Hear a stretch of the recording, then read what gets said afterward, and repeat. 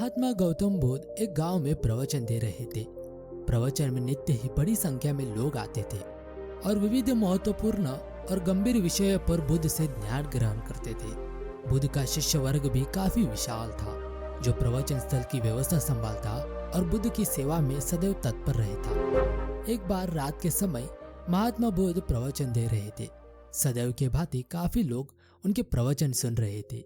एक व्यक्ति जो बुद्ध के ठीक सामने बैठा था बार बार नींद के झोंके ले रहा था। बुद्ध थोड़ी देर तक तो प्रवचन देते रहे, फिर उससे बोले, वत्स, सो रहे हो? उस व्यक्ति ने हड़बड़ा कर कहा, नहीं महात्मा।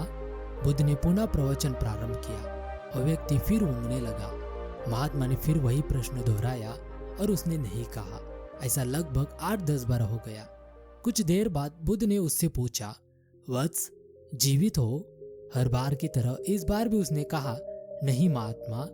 यह सुनकर उपस्थित श्रोताओं में हंसी की लहर दौड़ गई और वह व्यक्ति पूर्णतः चैतन्य हो गया। तब बुद्ध गंभीर होकर बोले, वत्स, निद्रा में तुम्हारे मुख से सही उत्तर निकल ही गया। जो निद्रा में है वो मृतक समान ही है। महात्मा बुद्ध का संकेत था कि गुरु से ज्ञान ग्रहण करते वक्त सजगता अत्यंत आवश्यक है। गाफिल रहने की स्थिति में ज्ञान की प्राप्ति पूर्ण नहीं होती और आदकचारा ज्ञान सदैव खतरनाक साबित होता है। बुद्ध ने गांव वालों को जीवन का सही अर्थ क्या है ये बताना शुरू किया। बुद्ध ने कहा, भाग्य के भरोसे बैठने वालों, पुरुषार्थ करो। जीवन में भाग्य का महत्व है, लेकिन भाग्य के भरोसे बैठकर अपने अमूल्य समय को बर्बाद मत करो, क्योंकि पुरुषार्थ करने से तो भाग्य की रेखाएं बदल जाती है। भाग्य क्या है? आज किया गया कर्म ही तुम्हारा भाग्य बनता है। कर्म के द्वारा जो बीज बोओगे फसल भी उसी की मिलेगी। जैसे कर्म तुम आज करोगे वैसे ही तुम्हारा भविष्य होगा। सौभाग्य और दुर्भाग्य तुम्हारे ही हाथ में। कर्म की प्रधानता को समझना होगा कि जैसे कर्म होगा वैसे ही फल मिलेगा। जीवन को सफल बनाने के लिए पाप और पुण्य का बड़ा महत्व है। पूरी सावधानी रखो कि पाप होने न पाए, क्योंकि पाप की सजा जरूर मिलती है। यह जीवन पिछले पापों से छुटकारा पाने के लिए और दूसरे नए पापों से बचने के लिए मिला है। और कोशिश करो हमसे पुण्य कर्म हो। तुम अपने जीवन को धर्म के मार्ग पर चलाओ। तुम्हारे किए हुए पुण्य से धर्म को शक्ति मिलती है। यह मानव का जीवन बड़े काम का है। इसे सावधानी पूर्वक जीना चाहिए। अगर तुम गलतियां करोगे तो आगे चलकर पशु पक्षियों वाले कपड़े पहनने पड़ेंगे। संसार के नश्वर पदार्थों की इच्छा मत करना, क्योंकि इच्छा का फल बहुत दुख देता है। अच्छे अच्छे कर्म करो। उन कर्मों को करके अहंकार मत करना। अहंकार के मार्ग में अंधेरा होता है और अंधेरे में ठोकरें लगती है। संसार दुख्यालय है, अर्थात दुखों से भरा हुआ है। संसार से प्रेम मत करना, बल्कि अपने मन से पापों को बाहर निकालो और सदा सावधान रहो कि कोई पाप ना होने पाए। मनुष्य का जीवन मिला है तो इसको सावधानी पूर्वक व्यतीत करना। अपने जीवन में आलस्य को आने मत देना, क्योंकि यह जीवन बहुत अनमोल है। पशुओं से पूछो कि मनुष्य जीवन का क्या महत्व है। पशुओं के जीवन में तो लेश मात्र भी सुख नहीं है। वे सोचते हैं कि हम कब मनुष्य बनेंगे। सर्दी में रजाई और गर्मी में पंखा होगा। कब हम परोपकार करके अपना जीवन सफल बनाएंगे। जो मनुष्य है वे अपनी मानवता को संभाल कर रख नहीं पा रहा है, बल्कि संसार के सुखों की आधी दौड़ में दौड़ रहे हैं। वे नहीं जान पा रहे हैं कि हमारी मृत्यु हमारे पीछे पीछे आ रही है। मानव जीवन पाया है, बहुत अच्छी बात है। अच्छे अच्छे कर्म करो ताकि मन पवित्र हो जाए, क्योंकि पवित्र मन ही आत्मा को पा सकता है। अपने मन को शरीर में ही फंसा कर मत रखो, क्योंकि शरीर आज है, कल रहेगा या नहीं ये किसी को भी मालूम नहीं है। शरीर आज नहीं तो कल मिटेगा, किंतु आत्मा सदा अमर है। शरीर की आयु कुछ वर्षों की है, परंतु आत्मा अनंत है। वह तीनों कालों में है। आत्मा पहले भी था, अब भी है और बाद में भी रहेगा। वह शाश्वत है, सनातन है, सूक्ष्म से भी सूक्ष्म है। संसार की सारी शक्तियां उसी से सत्ता पाती है। तुम मनुष्य बने हो, विचार करो कि तुम कौन हो।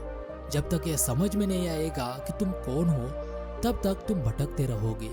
जब तक तुम अपनी भूल में सुधार नहीं करोगे, तब तक तुम शांति को प्राप्त नहीं कर सकते। शांति को पाना है तो मन को पवित्र करके आत्मा का अनुभव कर लो। आत्मा में ही अनंत विश्राम है। ये शरीर कुछ समय के लिए मिला है। वास्तव में तुम आत्मा हो। तुम्हारा शरीर जिससे शक्ति पा रहा है वह आत्मा ही है, और वही आत्मा तुम्हारे शरीर में मौजूद है। आत्मा को जानना, आत्मा को समझना, आत्मा को पाना, आत्मा का अनुभव करना और आत्मा का साक्षात्कार करना, यह सब मनुष्य शरीर के द्वारा ही संभव है। बस तुम सावधान हो जाओ कि मन में कोई गलत विचार आने न पाए।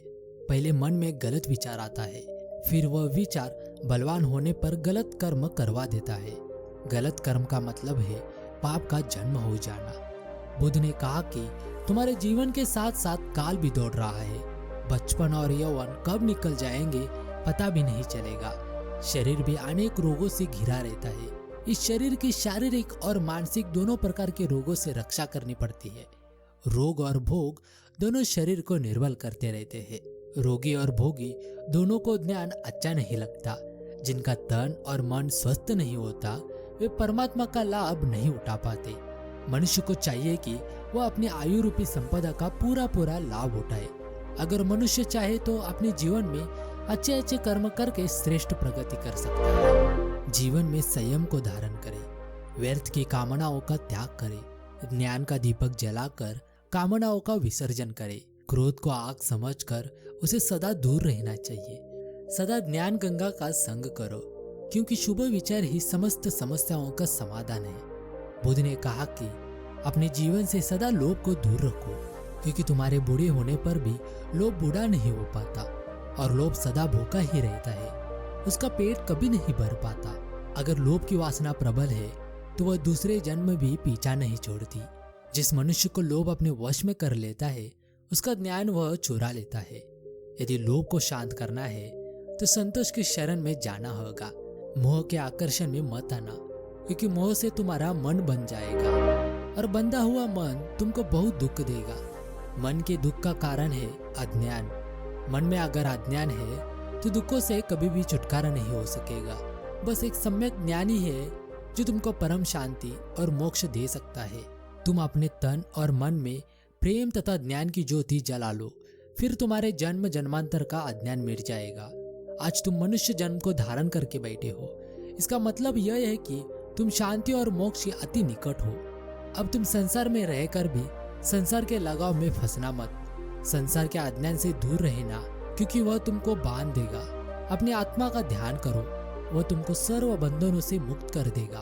भगवान बुद्ध से एक भिक्षु ने पूछा कि मैं सुखी होना चाहता हूँ, क्या करूँ? बुद्ध ने कहा कि तुम अपने मन से भोगों को निकाल दो। भोगों का लगाव तुम्हें सुखी होने नहीं देगा। भोगों से मित्रता मत करो, उनकी मित्रता तुमको नरक की ओर ले जाएगी। संसार के भोग चोर के समान है। ये चोर तुम्हारी आयु को धीरे धीरे नष्ट करते रहेंगे। अपने मन से स्वार्थ की भावना को बिल्कुल निकाल दो। ऐसा करने से तुम्हारे मन में सम्यक ज्ञान उत्पन्न होगा। उस ज्ञान के सहारे तुम धीरे धीरे वैराग्य को प्राप्त कर लोगे। वैराग्य सर्व सुखों का खजाना है। एक भिक्षु ने पूछा कि मैं लोभ को मिटा नहीं पा रहा, भगवान मैं क्या करूं? बुद्ध ने कहा कि तुम लोभ को एक सीमा में बांध दो। इस अंकुश से उसकी शक्ति कम हो जाएगी। अगर लोभ से सावधान नहीं होगे तो जीवन दुखों से भर जाएगा।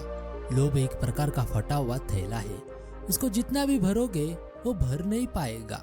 लोभ एक प्रकार का नशा है, तुम कितना भी संग्रह करो फिर भी तुम्हारा मन तृप्त नहीं हो सकता। लोभी मन की भूख कभी भी मिट नहीं सकती। संग्रह करना छोड़ दो, क्योंकि साथ में कुछ नहीं जाता है। बांटना प्रारंभ कर दो। जितना जितना बांटते जाओगे उतनी उतनी शांति तुम्हारे पास आती जाएगी। एक भिक्षु ने पूछा कि आत्मा कैसा है? बुद्ध ने कहा कि आत्मा आनंद है, आत्मा प्रेम है, आत्मा शांति है, आत्मा पूर्ण है, आत्मा निराकार है, आत्मा सर्वव्यापक है, आत्मा तीनों कालों में नित्य है, आत्मा अजर अमर है, आत्मा अद्वितीय है, आत्मा पुरातन है, अर्थात पुराने से भी पुराने होते हुए नए से भी नया है। आत्मा स्त्री पुरुष और पशु पक्षी आदि सब जीवों में समाया हुआ है। वह सबका चेतन और सबका साक्षी है। आत्मा सबका दृष्टा है। आत्मा सब जीवों में विद्यमान है। वह सब जीवों का जन्म और मृत्यु भी देखता है। शरीर का बचपन, यौवन और बुढ़ापा भी देखता है। आत्मा स्वयं प्रकाश है, उसको किसी अन्य प्रकाश की जरूरत नहीं है। आत्मा निरंजन है, जिसमें नाम मात्र का भी मेल नहीं है। आत्मा विकारों से रहित है, आत्मा अविनाशी है और वह जन्म मरण से रहित है। वह शाश्वत है अर्थात सदा है। आत्मा न तो किसी को मारता है और न ही किसी के द्वारा मारा जाती है। आत्मा को शस्त्र नहीं काट सकते, इसको आग नहीं जला सकती, इसको पानी नहीं डुबो सकता और वायु नहीं सुखा सकता। आत्मा सनातन है अर्थात वह सदा रहने वाला अनादि है। आत्मा तटस्थ है, आत्मा पूर्ण है और तृप्त है। आत्मा परम पवित्र है। आत्मा को इंद्रिया, मन और बुद्धि नहीं जान सकते, इसलिए वह अव्यक्त है। आत्मा तो इन सब से दूर है, इसलिए वह अचित्त है। आत्मा आश्चर्यमय है, क्योंकि उसको कोई विरला ही जान पाता है। आत्मा का अनुभव करना सबसे बड़ा कार्य है। आत्मा अवद्ध है, क्योंकि उसका कभी भी किसी भी साधन से कोई भी नाश नहीं कर सकता। आत्मा सदा भरपूर और पूर्ण है। उसका जो अनुभव कर लेता है वह आनंद को प्राप्त कर लेता है।